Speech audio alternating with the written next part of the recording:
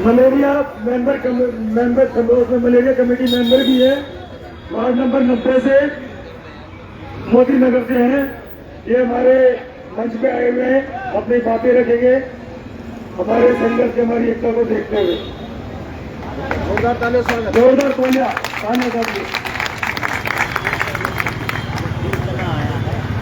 आज सबसे पहले मैं जो हमारे निगम के योद्धा, हमारे एमटीएस, डीबीसी, सीएफडब्ल्यू, जो जिनको एमटीएस बना दिया गया है, उन सबको मैं सबसे पहले अपने हृदय से नमन करती हूँ कि आज आप सभी लोग जो यहाँ पर एकत्रित हुए हैं, जो मलेरिया डिपार्टमेंट की रीढ़ की हड्डी हैं, जिनके बिना ये मलेरिया डिपार्टमेंट चल ही नहीं सकता है। जिस तरह से हमारी आर्मी फोर्स बाहर के देशों से हमारी रक्षा करती है, ठीक ऐसे ही आप जो हमारे निगम के योद्धा हैं, हमारे घर परिवार की, घर के अंदर, अपने देश में घर के अंदर बीमारियों से रक्षा करते हैं। और आज मैं रैली में बड़ी शौक भी हूं। मैंने हाउस में भी ये क्वेश्चन रेज किया था।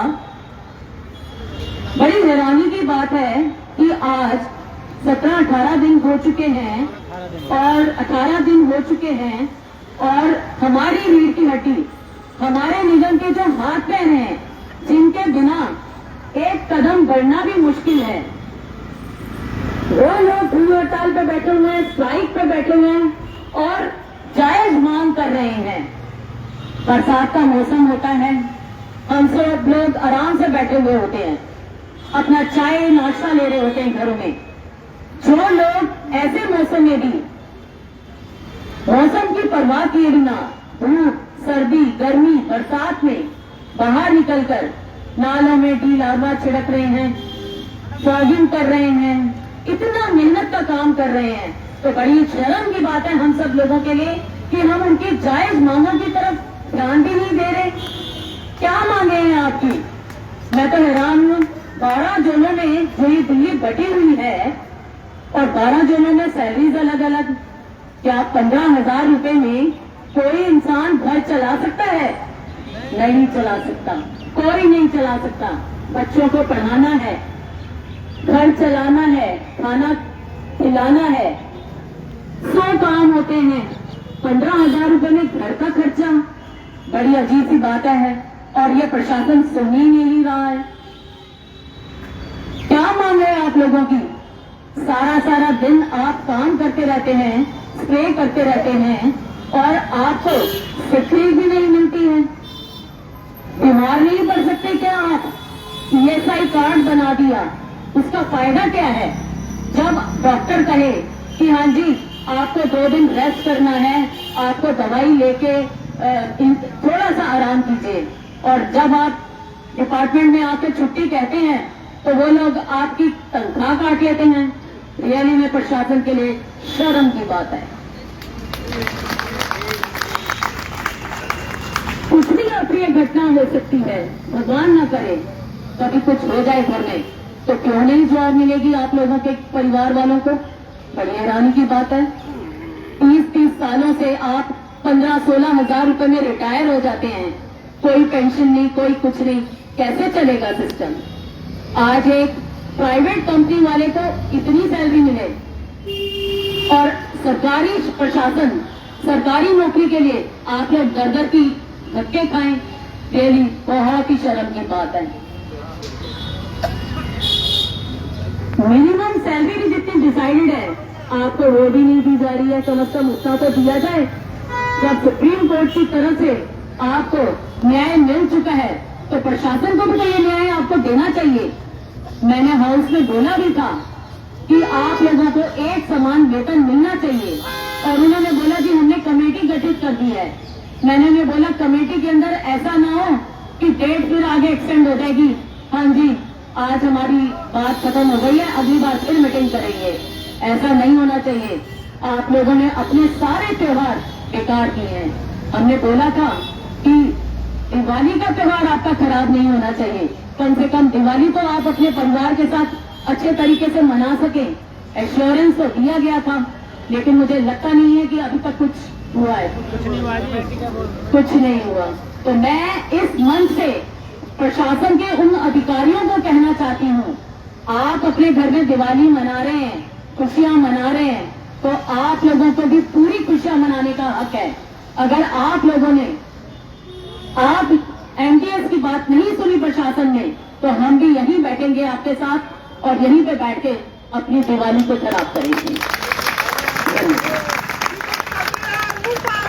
मुर्दाबाद मुर्दाबाद मुर्दाबाद मुर्दाबाद प्रशासन मुर्दाबाद मुर्दाबाद मुर्दाबाद प्रशासन मुर्दाबाद मुर्दाबाद मुर्दाबाद।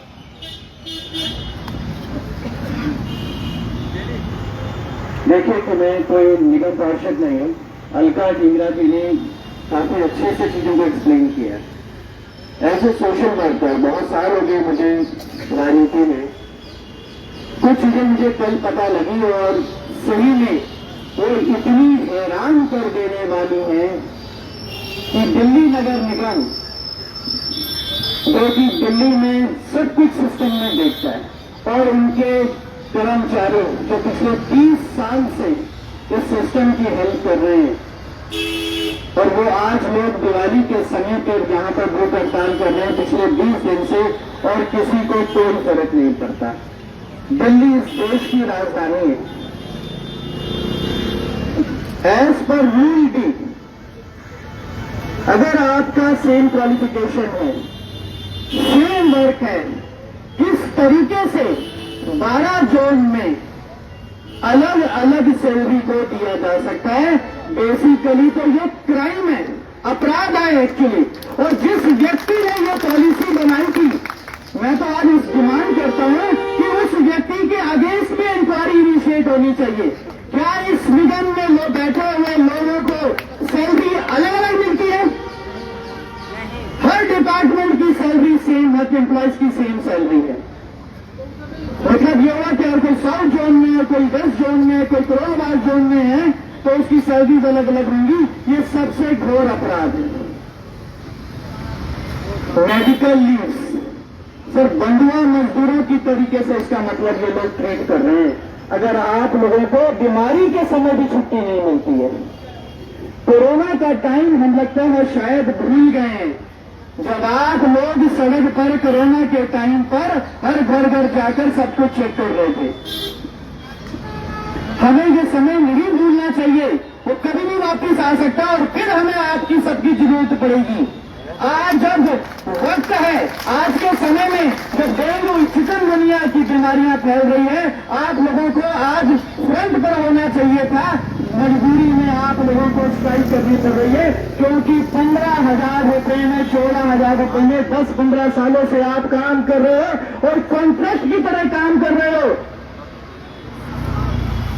और इन्हें कोई फर्क नहीं पड़ रहा, कोई फर्क नहीं पड़ रहा।